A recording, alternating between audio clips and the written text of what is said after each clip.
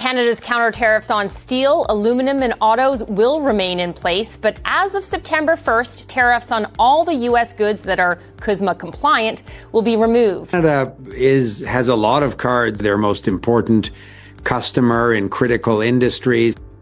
In Washington and Ottawa, trade once again defines political power. President Donald Trump is pushing tariff pressure across key sectors, especially metals and autos. Canada has answered with a targeted adjustment. Starting September 1st, Ottawa will remove retaliatory tariffs on U.S. goods that comply with the USMCA. Countermeasures on steel, aluminum, and automobiles remain in place. Some read this as a retreat. The better reading is a tactical reset designed to narrow the fight to the sectors that matter most. Right. And look, the Prime Minister, I think I saw in the news conference, answered the question that because we believe there is an opportunity in the coming weeks to come to a bilateral deal with the United States that will put us in a better position than we're in this evening. Trade Minister Dominic LeBlanc insists Canada is not surrendering leverage. On the contrary, he stresses that Canada still has many cards to play. The reasoning is straightforward. Canada is the single largest customer for American goods in several critical industries. Every day, Canadian imports support U.S. farmers, energy suppliers, and manufacturers. Beyond trade flows, Canadian pension funds hold more than $1 trillion in American assets and could expand those investments by another $100 billion annually. On top of that, Canada's role in energy and minerals cannot be understated.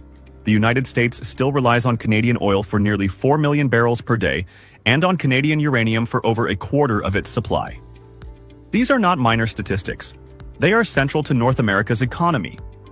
By narrowing its counter tariffs, Ottawa is not discarding leverage.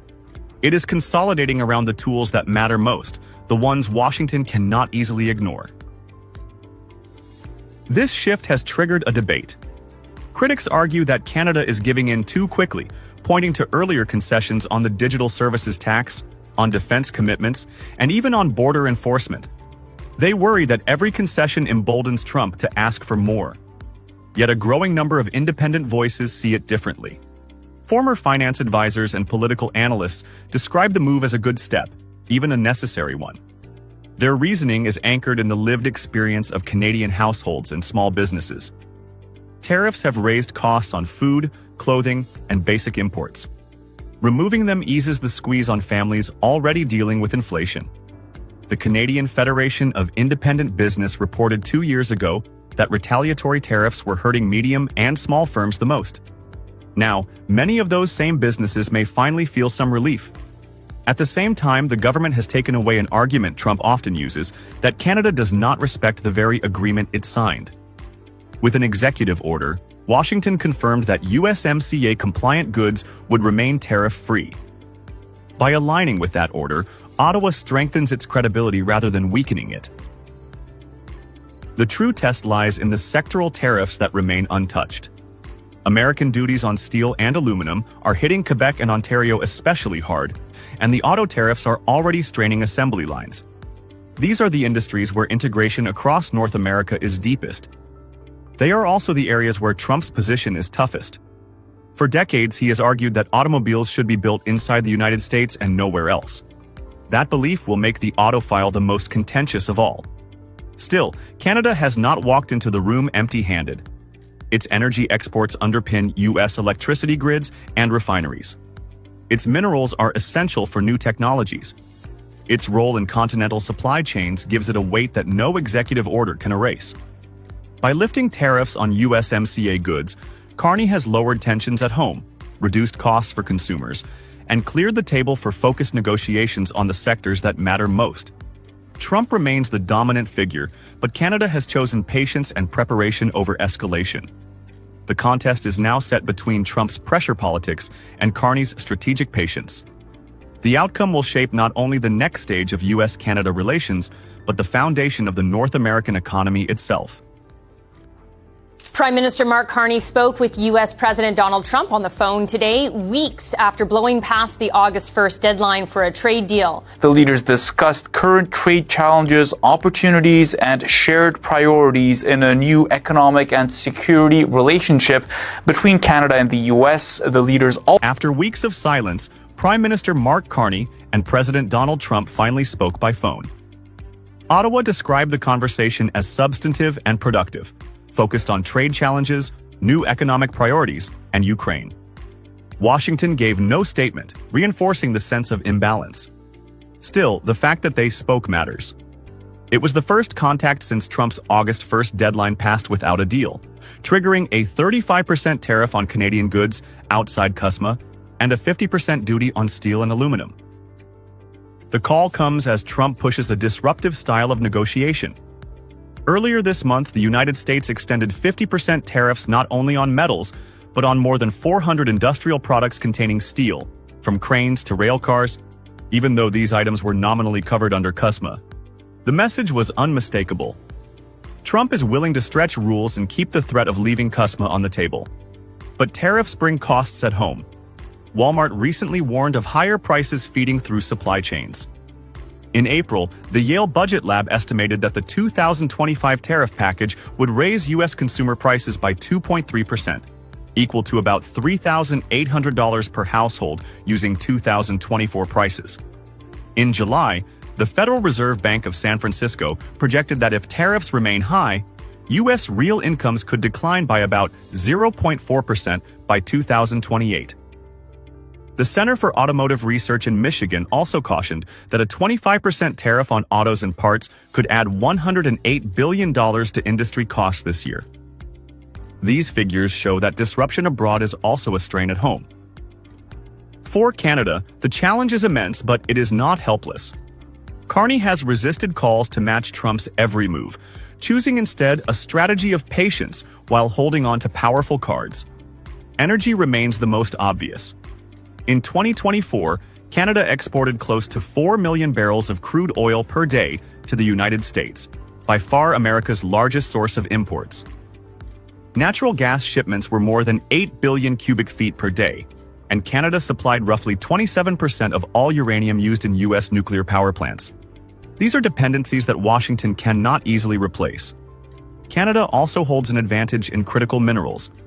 Nickel, cobalt, and rare earth elements mined north of the border are essential for electric vehicles and defense supply chains. And despite the new tariffs, about 85% of bilateral trade still moves duty-free under CUSMA, giving Canadian exporters a core of stability while disputes play out. Ottawa has also been selective in retaliation. In March, it applied 25% tariffs on 30 billion Canadian dollars worth of American goods, targeting consumer products like beverages, food items, and motorcycles, pressure points designed to hit politically sensitive constituencies in the United States. The readout also says Carney and Trump agreed to talk again soon. Looking forward, 3 paths are possible. One is a framework similar to those signed with the UK, Japan, and South Korea, where tariffs were capped around 10 to 15% in exchange for investment pledges and purchases. Another is for Canada to use energy and minerals more directly in talks, offering stable access in return for tariff relief. A third is legal and structural, from pursuing cases under CUSMA and the WTO to diversifying exports toward Europe and Asia. None of these paths guarantee immediate relief, but they underline that Canada is not without leverage. Trump remains central, but Carney has shown he will not rush into a bad deal. The recent call did not solve the trade standoff, yet it marked the beginning of the next phase, where endurance and strategy will decide how North America's 2 closest partners manage one of their most volatile economic relationships in decades. The Trump administration expanding tariffs on steel and aluminum imports on Monday. The move adds a 50% tariff rate on more than 400 goods with steel and aluminum components. It's going to mean higher canned food prices across the board for American consumers. In mid-August, the White House dropped another surprise. Tariffs on steel and aluminum did not just double from 25% to 50% earlier this summer. They now cover more than 400 additional goods that contain these metals. Importers had no grace period. Products already on ships heading toward U.S. ports were instantly more expensive the moment the policy took effect. The list is long and familiar: wires and cables, car parts, home appliances, electronics, even soda cans, items that millions of Americans use every single day. For consumers, it means higher bills. For companies, it means uncertainty, because no one knows which category of goods might be targeted next. This sudden expansion shows how fast trade policy under President Trump can reshape the ground under households and industries alike. The impact is already visible in the numbers. According to the Producer Price Index released in late July, the price of domestic steel mill products was nearly 9% higher than a year earlier. Aluminum was up more than 13%. These are not abstract figures. They are costs that flow straight into the price tags of cars, refrigerators, and packaged food on grocery store shelves. Factories across the Midwest are feeling the strain. Primary aluminum is something that's always going to be imported into the United States, no matter what kind of tariffs we put on whatever it is. Manufacturers that rely on imported aluminum face higher costs, and they point out that certain types are not produced in the United States, so the tariffs add expense without offering a local alternative. Smaller firms cannot absorb the increases the way global corporations can. As they scale back, entire communities lose the stable jobs that have sustained American families for decades. Instead of sparking a manufacturing boom, the tariffs are placing new pressure on the very towns they were meant to protect. Across the border, Canada has been moving in the opposite direction. We must reinforce our strength at home. Canada will be introducing a series of countermeasures to protect Canadian steel and aluminum workers and producers. Ottawa responded quickly when Washington first raised tariffs earlier this year.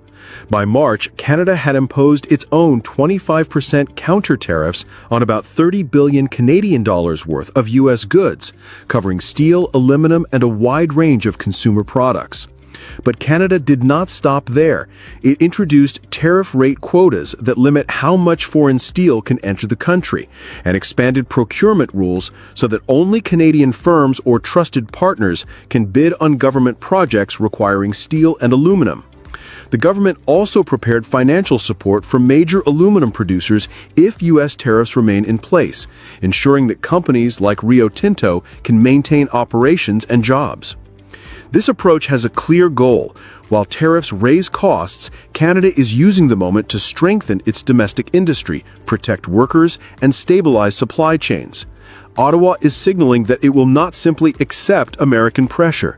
It is defending its own market while keeping its industrial core intact. The contrast is striking.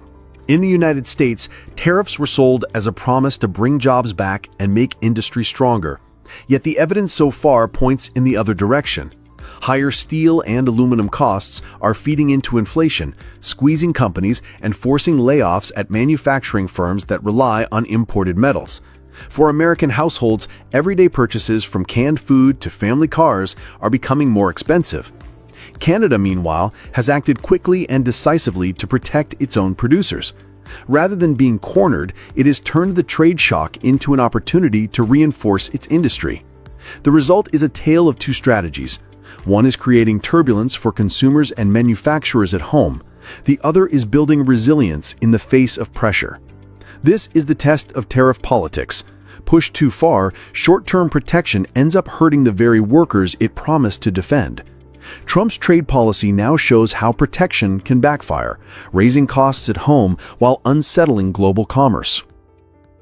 On September 1st, Canada will lift retaliatory tariffs on U.S. goods compliant with the USMCA, while maintaining 25% tariffs on steel, aluminum, and automobiles. Prime Minister Mark Carney described this as a strategic move to focus on critical sectors amid ongoing trade tensions with President Donald Trump, who imposed a 35% tariff on non-USMCA Canadian goods and a 50% duty on metals. The leaders recently held their first call since the August 1st trade deadline passed, discussing trade challenges and economic priorities. Canada's leverage lies in its role as a major U.S. customer, exporting 4 million barrels of oil daily and supplying 27% of U.S. uranium. Canadian pension funds also hold over $1 trillion in U.S. assets. Critics argue Ottawa is conceding too much, but supporters, including the Canadian Federation of Independent Business, say removing tariffs eases inflation pressures on families and small firms. Trump's tariffs, meanwhile, are raising U.S. consumer costs, with estimates of $3,800 per household annually and $18 billion in auto industry expenses. Canada's approach aims to protect its industries while keeping negotiations open. Contrasting with U.S. policies driving up domestic prices,